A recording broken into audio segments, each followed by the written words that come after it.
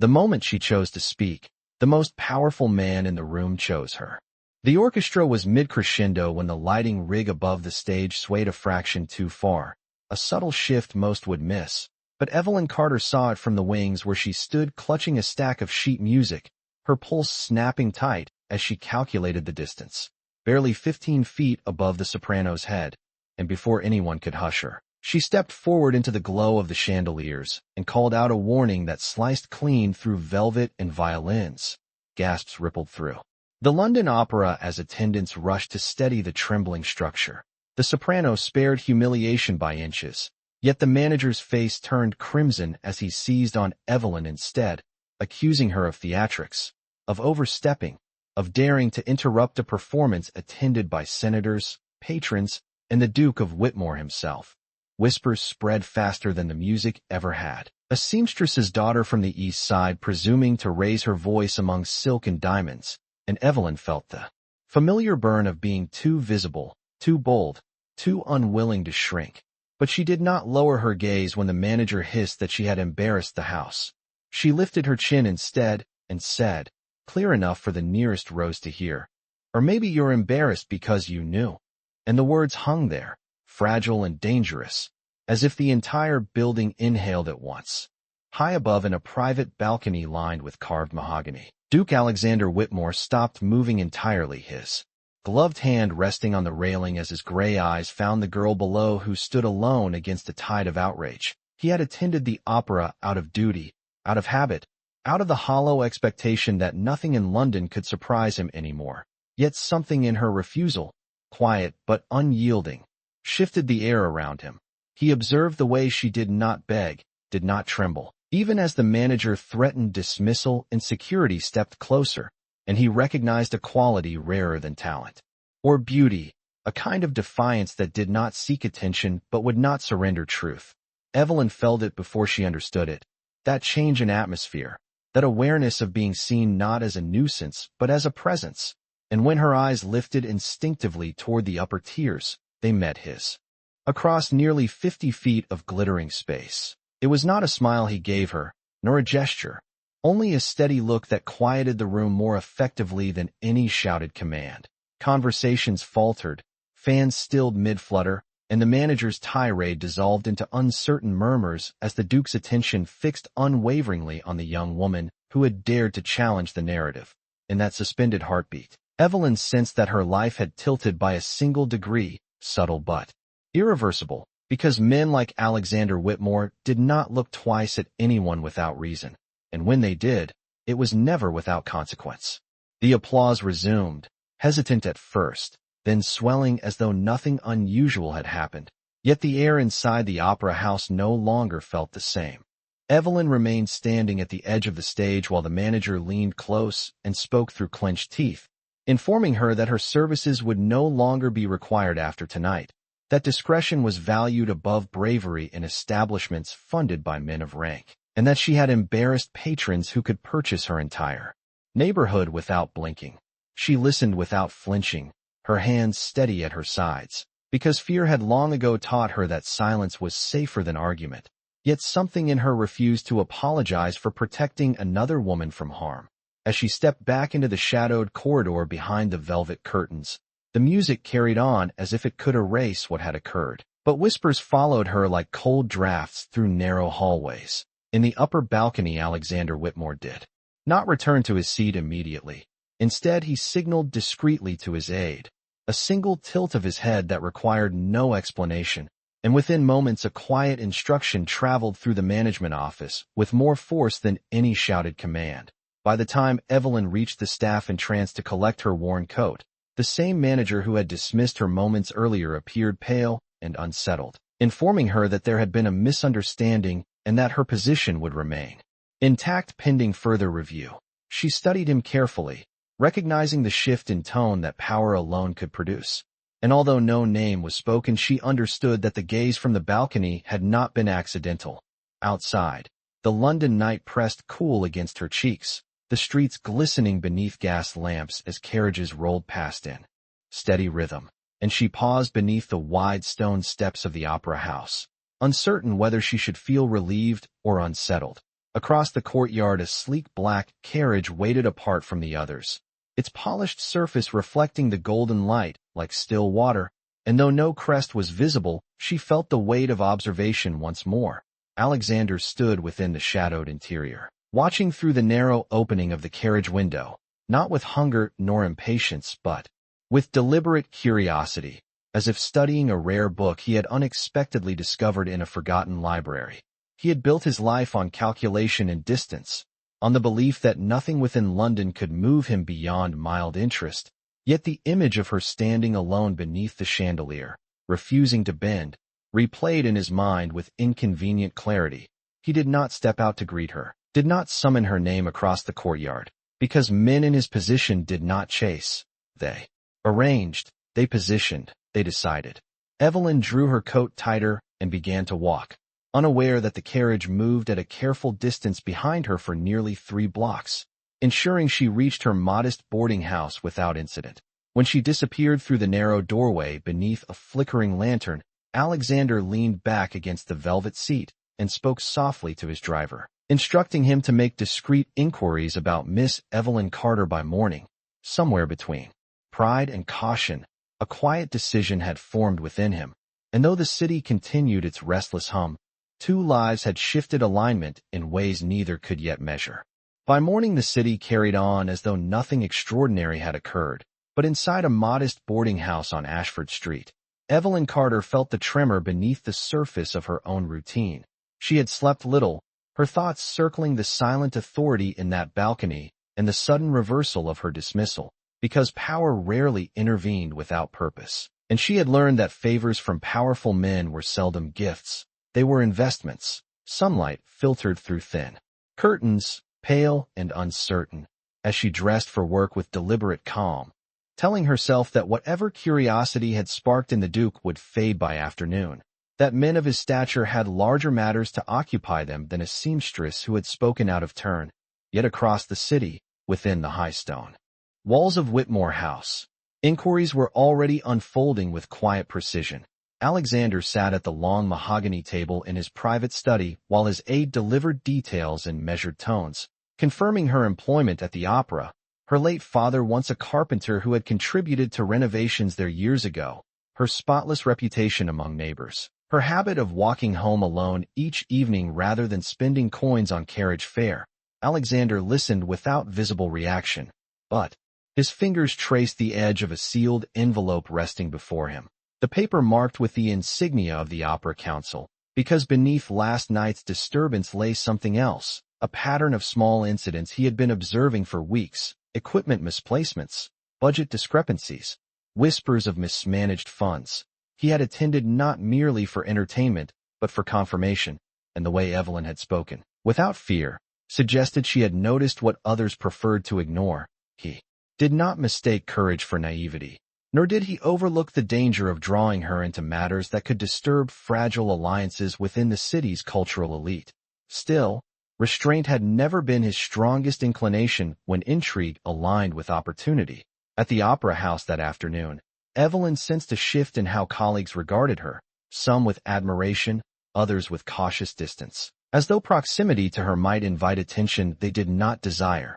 The manager greeted her with forced politeness, avoiding direct eye contact, and though no one mentioned the Duke's name, it lingered like an unspoken chord between every exchanged glance. During a quiet moment backstage, she discovered a folded card placed neatly atop her music ledger, the paper thick, expensive, unmistakably intentional. She hesitated before opening it, aware that small objects can carry enormous weight. The message was brief, written in precise script. Miss Carter, your presence is requested at Whitmore House this evening at 7 o'clock to discuss matters concerning the safety and future of the London Opera. A carriage will arrive at 6:30. Discretion is appreciated. There was no signature, none required. Her pulse quickened despite her steady posture, because invitations framed as requests from men like Alexander Whitmore were rarely optional. She folded the card carefully and slipped it into her pocket, aware that the path ahead had narrowed without her consent, and as evening shadows lengthened across the stage floor, she understood with quiet clarity that defiance had opened. A door, and stepping through it would demand more courage than speaking out ever had. At 6:30 precisely the carriage arrived, its polished black surface reflecting the fading gold of the evening sky as though it carried a fragment of dusk within it. And Evelyn Carter stood on the narrow boarding house steps with her gloved hands folded carefully before her, reminding herself that dignity was the only possession no one could confiscate. The driver descended without flourish, opening the door with measured courtesy, and she entered without asking how long the ride would take.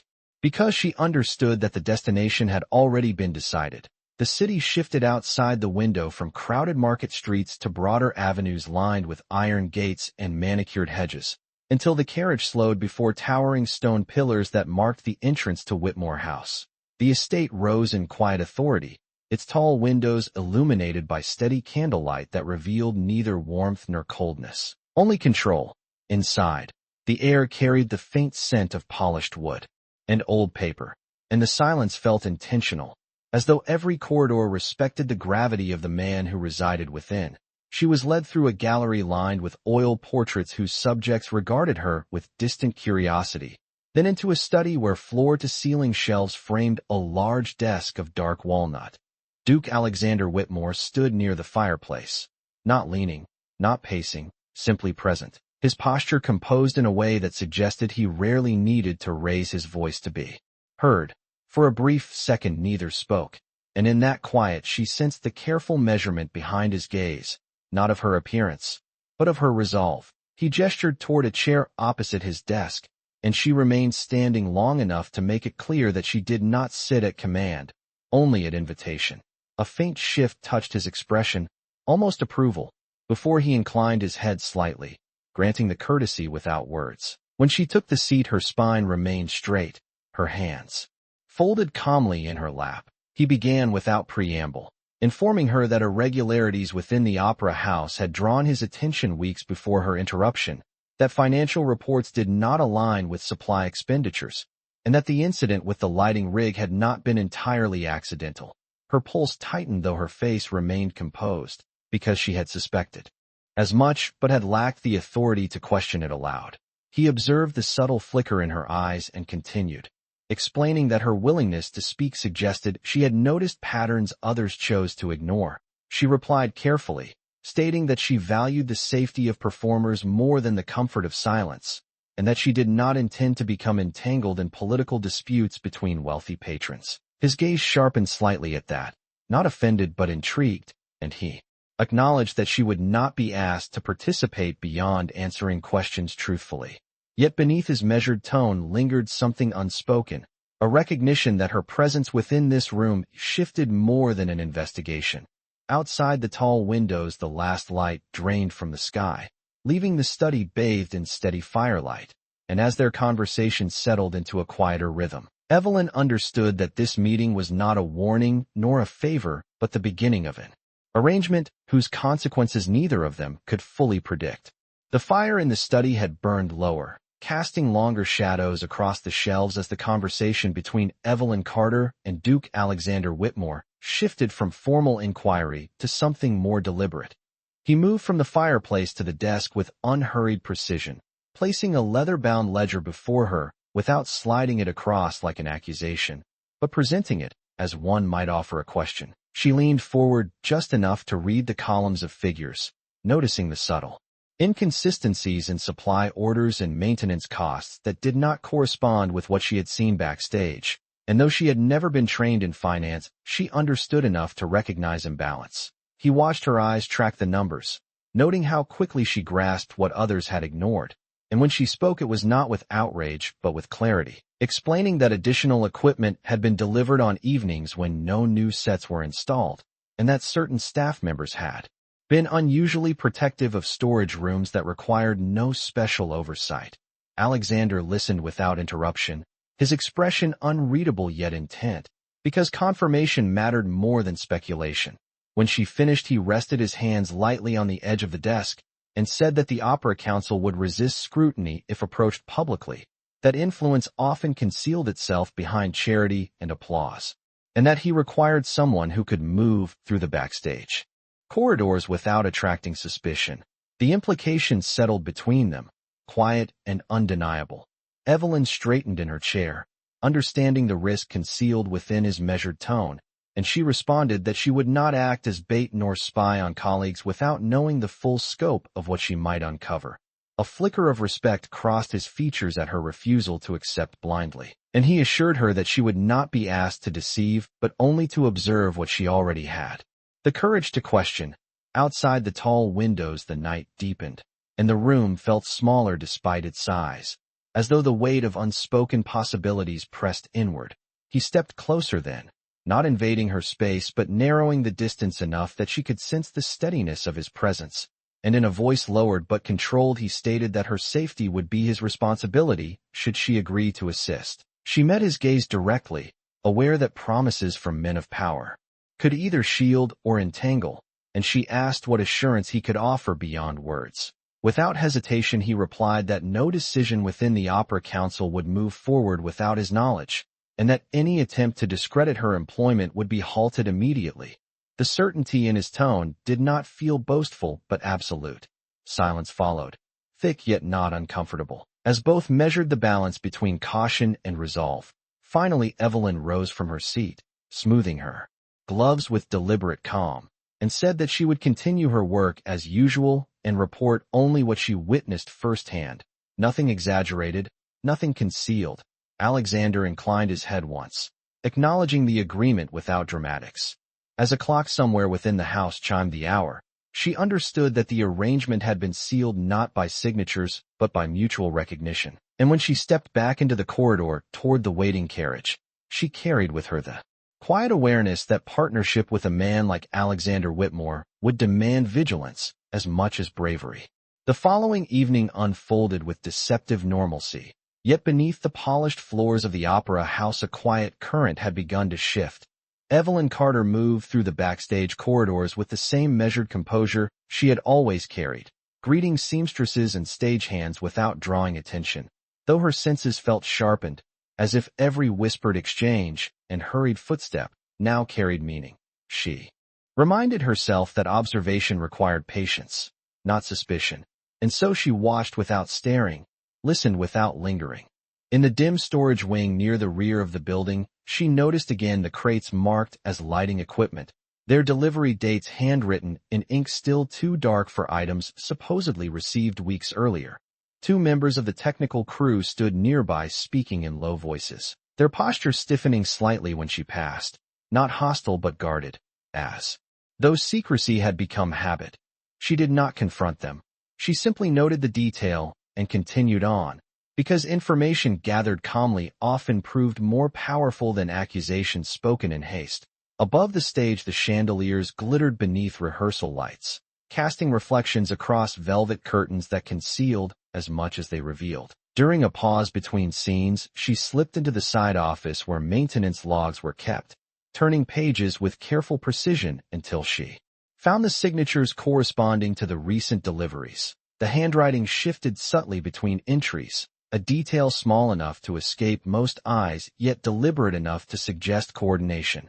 Her pulse quickened, but her breathing remained steady, for fear clouded judgment, and she needed clarity. Across the city in Whitmore House, Alexander Whitmore stood at his study window overlooking the darkened gardens. Aware that tonight would mark the first step of their agreement, he had instructed no guards to shadow her, no aides to interfere, because protection too visible would defeat the purpose of discretion.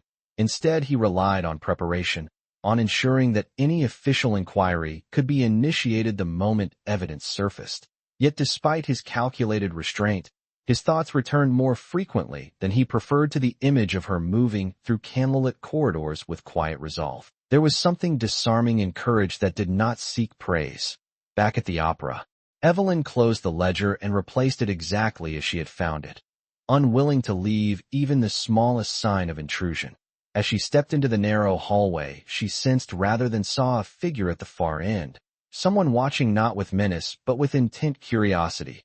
The presence lingered only a moment before retreating into shadow, and she resisted the urge to follow, understanding that impulsive action would only reveal her awareness.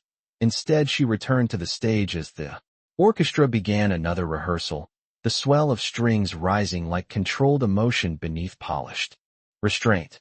As the final note faded, she realized that what had begun as a single act of defiance had evolved into a quiet contest of observation and will, and somewhere between caution and conviction, she felt the weight of Alexander Whitmore's unseen confidence behind her, not as possession, not as pressure, but as a steady alignment of purpose that neither of them could now easily abandon. The next afternoon arrived wrapped in tension, disguised as routine, and Evelyn Carter felt at the moment she stepped through the backstage doors, because silence can be louder than applause when people are pretending not to look. Conversations lowered when she passed, glances slid away too quickly, and the manager who once barked orders now offered her a tight nod as though uncertain how close proximity to her might reflect upon his own standing. She kept her expression neutral, neither encouraged nor intimidated by the shift, and resumed her tasks with steady precision, adjusting sheet music, checking cues, confirming lighting marks with the same competence she had always possessed. Yet beneath the measured rhythm of rehearsal, she sensed that someone else was measuring her in return. Near the storage wing, she paused under the pretense of reviewing inventory and noticed that two of the crates she had observed the night before were gone, replaced by different markings entirely, as if evidence could be erased simply by changing labels. Her pulse sharpened, but she did not react outwardly, instead committing every detail to memory, including the faint smear of fresh varnish near the hinges that suggested recent tampering.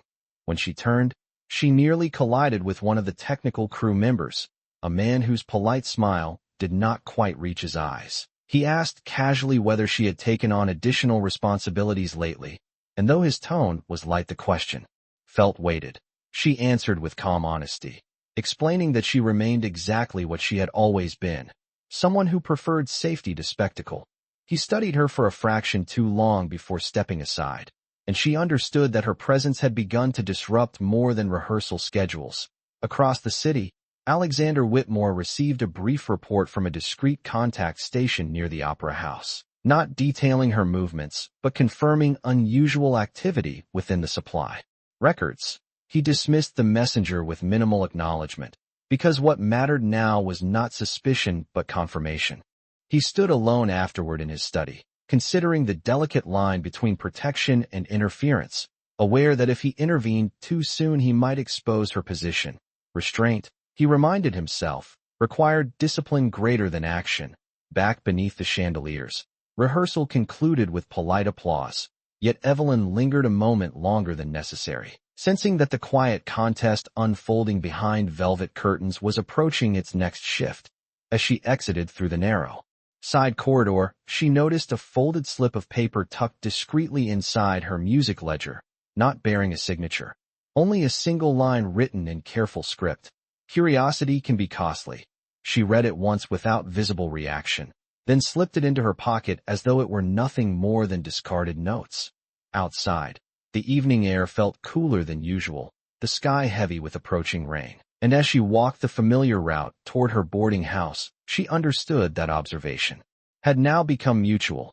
She was no longer the only one watching, and somewhere beyond the reach of lantern light a new balance had formed, fragile yet undeniable, binding her steps to the unseen vigilance of a man who had chosen not to look away.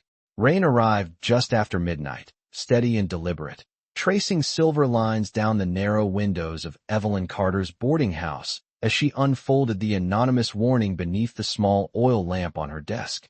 Curiosity can be costly. The words were neither rushed nor angry, which unsettled her more than any open threat would have, because calm handwriting suggested careful intent. She read the line again, then held it to the flame until the paper curled and darkened, watching it burn to ash inside the porcelain saucer, not out of fear but refusal to let unseen hands dictate her resolve. The next morning the opera house felt different, not louder, not harsher, but watchful, as if the walls themselves were listening. Evelyn moved with deliberate steadiness, aware that hesitation would invite scrutiny. During rehearsal, she noticed a new foreman overseeing the storage wing, a man introduced without explanation, his polished boots too clean for someone accustomed to hauling equipment. He carried a ledger thicker than necessary and recorded entries with unnecessary precision. glancing up occasionally as though counting more than inventory. Evelyn approached him under the pretense of confirming a lighting cue and asked politely about the revised delivery schedule. Her tone even, her posture unthreatening. He responded with rehearsed clarity, stating that new safety measures required updated logs. Yet his eyes flickered briefly toward the upper balcony, where patrons would later sit, and in that fleeting motion she sensed coordination beyond routine maintenance. Across town, Alexander Whitmore reviewed correspondence from the Opera Council, noting a sudden request for emergency funding tied to equipment replacements that had not been approved through his office. The discrepancy aligned too closely with Evelyn's observations to dismiss as coincidence. He closed the folder with controlled restraint, recognizing that confrontation without irrefutable proof would only tighten the circle of silence. Back at the opera, Evelyn slipped into the archive room during a brief intermission, retrieving older invoices from a locked cabinet whose key she had quietly borrowed from the assistant stage manager weeks earlier for unrelated tasks. Comparing dates against the new entries, she saw the pattern more clearly. Inflated costs repeated under varying descriptions, signatures altered but structurally similar. Her breath remained calm even as clarity settled in, because truth often arrived not with noise, but with quiet alignment. As she returned the files, she sensed movement behind her, the subtle shift of air that accompanies presence. She turned to find the new foreman standing a few feet away, his expression composed yet probing. He remarked casually that extended interest in records was unusual for someone in her position. She met his gaze without flinching and replied that safety required understanding, and that she preferred knowledge over assumption. He studied her for a lingering second before stepping aside, offering a thin smile that did not reach his eyes. Later that evening, as carriages gathered once more beneath the opera's grand facade, Evelyn stood briefly beneath the chandeliered ceiling and felt the invisible thread of alignment stretching between her vigilance and Alexander's measured patience. Neither had spoken since their agreement, yet the space between them felt deliberate, as though two separate currents were converging beneath polished floors and velvet curtains. And somewhere within that convergence, the cost of curiosity had already begun to rise. The following evening, the opera house shimmered beneath a full audience, the chandeliers blazing as though determined to blind anyone who dared look too closely at what lay beneath the polish. And Evelyn Carter stood in the wings with her hands lightly resting against the edge of a velvet curtain, her mind steady despite the quiet storm gathering around her. Word had spread that several prominent council members would attend, including Duke Alexander Whitmore, whose presence alone had a way of straightening spines and silencing careless laughter.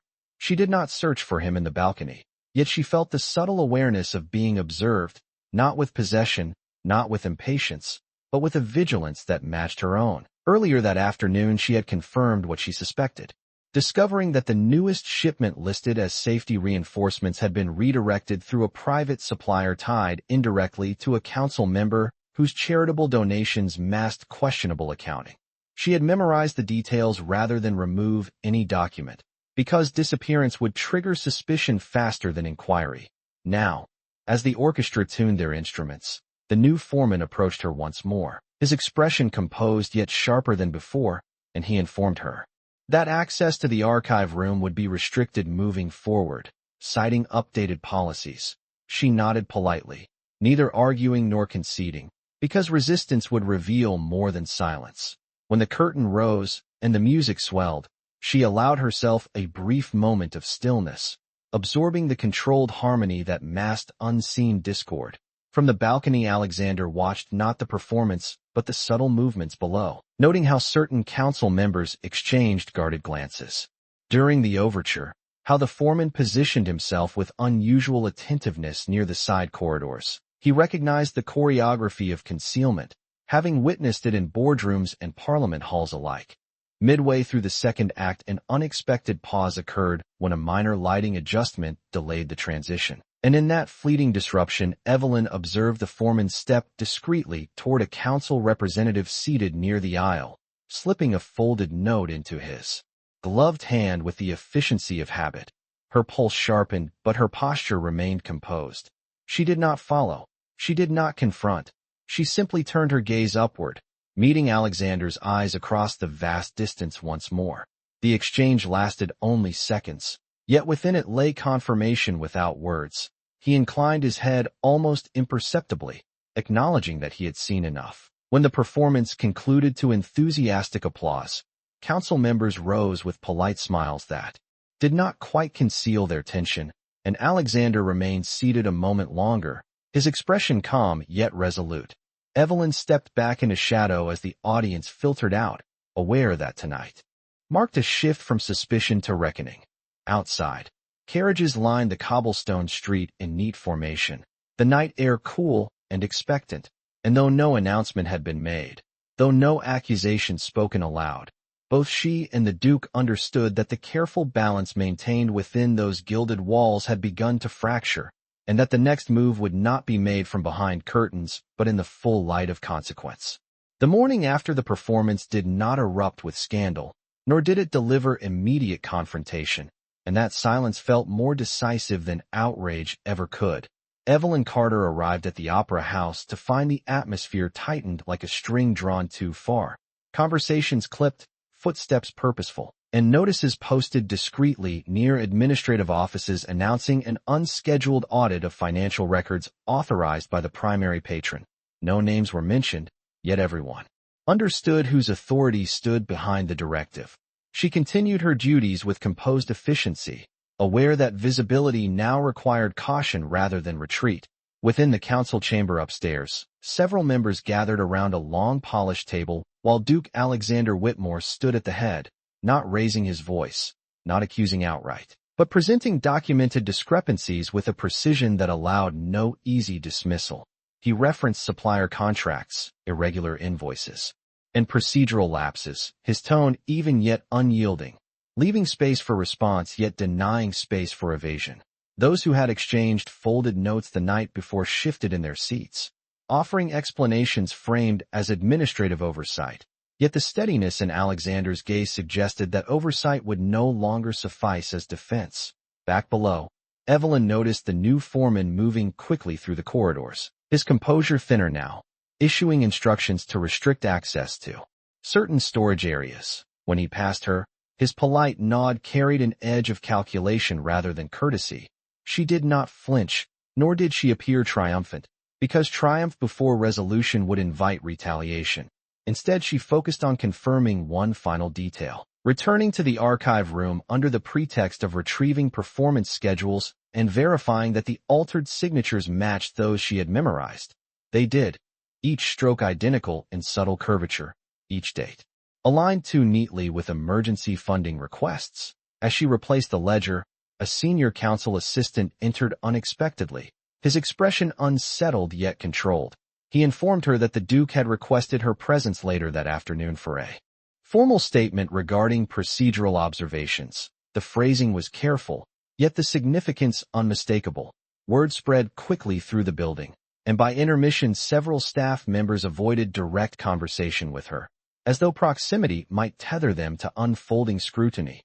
Outside, clouds gathered low over the city, the sky reflecting the tension simmering beneath ornate ceilings. In the council chamber, Alexander concluded the session by announcing a temporary suspension of certain procurement privileges pending further review, a decision delivered without flourish yet carrying undeniable consequence. When he stepped into the corridor afterward, aides trailing at respectful distance, he paused briefly near the staircase that led toward the stage level.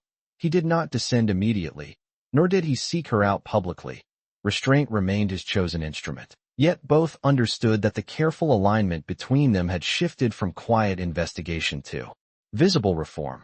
And as Evelyn stood beneath the grand chandelier once more, listening to the distant echo of measured footsteps above, she realized that silence had transformed into accountability, and that what began as curiosity had now drawn the attention of an entire institution unwilling to remain comfortably unseen. The request for her formal statement arrived just past noon, delivered not with urgency, but with deliberate courtesy, and Evelyn Carter understood that the manner of its delivery mattered as much as the content it would contain. She was escorted upstairs to a smaller council chamber rather than the grand hall, a room lined with tall windows and restrained decor. where Duke Alexander Whitmore stood beside the long table reviewing a set of documents arranged with meticulous order. Several council members were present, though fewer than the night before, their expressions carefully neutral. Alexander did not sit when she entered, nor did he immediately address her. Instead, he inclined his head in acknowledgment, granting her the respect of equal footing before proceedings began. When he finally spoke, his tone remained measured, inviting her to recount specific observations regarding supply deliveries, altered records, and restricted access within the storage wing. Evelyn answered, without embellishment, her voice steady, her details precise, describing dates, locations, and the pattern of revised signatures she had memorized. She avoided speculation, offering only what she had directly witnessed. A murmur traveled faintly among those seated, not loud enough to disrupt the calm, but sufficient to signal discomfort. One council member questioned whether her proximity to backstage operations might have influenced her interpretation, suggesting that technical adjustments were often misunderstood by non-administrative staff. She met the comment without defensiveness and replied that she had no authority over procurement, only the capacity to recognize repetition and irregular timing. Alexander observed the exchange closely, noting how her composure did not fracture under implied dismissal. When silence settled again, he stepped forward and placed two ledgers side by side on the table, aligning the pages to reveal the mirrored handwriting she had described. The visual confirmation required no further argument. The room grew noticeably still. Outside the windows, a thin veil of clouds diffused the afternoon light, casting a pale glow across polished wood and attentive faces. After a measured pause, Alexander announced that an independent review would be commissioned immediately, overseen by an external accounting firm to ensure impartiality. The decision carried finality. Without theatrical emphasis, several members exchanged glances that revealed more tension than any spoken objection could. When the meeting adjourned, aides dispersed quietly, leaving only Alexander and Evelyn in the chamber. For a moment neither spoke. The distance between them felt less formal now, shaped by shared resolve rather than obligation. He thanked her, not as a patron rewarding loyalty, but as a man acknowledging integrity. She responded simply that truth required no favor. The faintest shift touched his expression, something bordering on admiration restrained by discipline. As she prepared to leave, he added in a tone softened yet unwavering that the path ahead might draw unwanted attention toward her, and that discretion would remain essential. She inclined her head, aware that the cost of standing visible had already begun to surface. When she stepped back into the corridor, the atmosphere throughout the opera house had changed once more, no longer merely watchful, but unsettled. And somewhere within that quiet unrest, the alignment between her courage and his authority had transformed from silent understanding into undeniable consequence. The independent review began quietly, without public announcement, yet its presence pressed against every corridor of the opera house like a gathering storm, and Evelyn Carter felt the shift in subtle ways long before any official findings were released. Staff members who once ignored her now measured their words more carefully, and the new foreman avoided prolonged eye contact. His authority reduced to procedural formalities rather than confident command. She continued her duties with unwavering composure, aware that visibility required discipline. 3 days after her statement, the Opera Council convened once more in the Grand Chamber, this time not to question but to conclude. Duke Alexander Whitmore stood at the head of the long table, documents arranged with decisive clarity, and when he addressed the members his tone remained calm, yet resolute, outlining confirmed irregularities traced to a private supplier contract that had bypassed standard authorization protocols. The review had verified inflated invoices and unauthorized reallocations, each detail substantiated beyond dispute. No dramatic accusations followed, no raised voices disrupted the room, yet the silence that answered him carried the weight of accountability. 2 council members formally resigned before the session ended, citing personal reasons that convinced no one. Back below, the announcement filtered through the opera house in hushed waves, relief mingled with apprehension. Because reform always unsettled those accustomed to comfort, Evelyn stood near the stage entrance as word reached her, her reaction contained yet unmistakable in the steadiness of her breath. She had not sought recognition, only resolution. Later that evening, as the opera prepared for its first performance under renewed oversight, the atmosphere felt lighter though cautious. Alexander arrived before the curtain rose. His presence no longer merely observational but openly acknowledged by staff and patrons alike. When he crossed the marble foyer, conversations parted. Instinctively, not from fear but from respect earned through decisive action. He paused near the foot of the grand staircase where Evelyn happened to be reviewing the evening's program schedules. For a brief moment the space around them grew quiet despite the gathering crowd. He did not lower his voice nor summon her aside privately. Instead, in a tone clear enough for those nearest to hear, he thanked Miss Carter for her diligence and integrity in safeguarding the institution. The words were simple, devoid of embellishment, yet their public clarity shifted perception in an instant. Whispers softened, glances recalibrated, and the narrative that had once cast her as disruptive now reframed her as essential. She inclined her head with measured grace, neither basking nor retreating, and replied that the opera deserved honesty from everyone within its walls. His gaze held hers a fraction longer than protocol required, not claiming, not commanding, but affirming. The orchestra began its overture, strings rising with renewed confidence beneath the chandelier's glow, and as patrons settled into their seats, Evelyn understood that consequence had arrived not in chaos, but in quiet vindication. The balance within those gilded halls had been restored, not by force, but by courage aligned with authority. And somewhere within the resonance of the opening notes, she recognized that the path forward would no longer be defined by secrecy, but by the steady partnership of resolve and respect that neither of them had anticipated, yet neither would now deny. The final note of the evening lingered beneath the chandelier like a held breath, and as the audience rose in a wave of measured applause, Evelyn Carter stood just beyond the curtain line, listening not only to the music, but to the steadier rhythm of something newly settled within those gilded walls. The investigation had concluded, the resignations had been accepted, and the opera moved forward beneath renewed oversight. Yet consequence does not vanish simply because accountability has been declared. It transforms. Patrons who once dismissed her now offered polite acknowledgments as they passed, their expressions recalibrated by public recognition, and though admiration carried its own weight, she wore it lightly. Across the foyer, Duke Alexander Whitmore concluded a brief exchange with a council representative before turning, his gaze finding her with the same deliberate steadiness that had altered the course of her life weeks before. He approached without entourage, without ceremony, the marble floor echoing softly beneath measured steps. For a moment they stood facing one another beneath the arch of carved stone, the crowd flowing around them like a river diverted by quiet certainty. He spoke first, his tone no longer solely official but neither unguarded, informing her that the independent auditors would remain through the season to ensure transparency endured beyond headlines. She listened, recognizing that his commitment extended beyond singular correction. When she replied, she did not thank him for protection nor praise him for authority. She simply stated that institutions remain honest only when individuals refuse comfort over truth. The faintest hint of a smile touched his expression, restrained yet genuine, and in that subtle shift lay acknowledgment deeper than formal gratitude.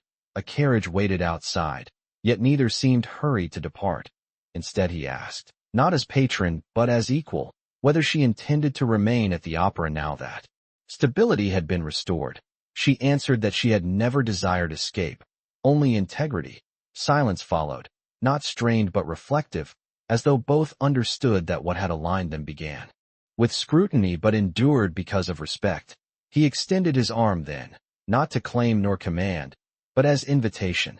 She regarded the gesture briefly before placing her gloved hand upon it, not in surrender but in shared purpose. Together they descended the steps into the cool night air where lanterns flickered against the cobblestones and carriages lined the curb in orderly procession. Whispers rose, curious yet tempered, observing the Duke escorting a woman whose courage had reshaped an institution. Yet there was no spectacle in their movement, only quiet affirmation. As they reached the carriage he paused, meeting her eyes once more, and in that steady exchange lay something neither obligation nor possession could define. It was recognition, And as the wheels began to turn beneath a sky cleared of earlier clouds, Evelyn understood that courage may invite consequence. But when met by integrity rather than intimidation, it can also open doors that remain closed to fear. And somewhere between the echo of applause and the hush of the night, two resolute spirits moved forward, not bound by power, but balanced by mutual respect.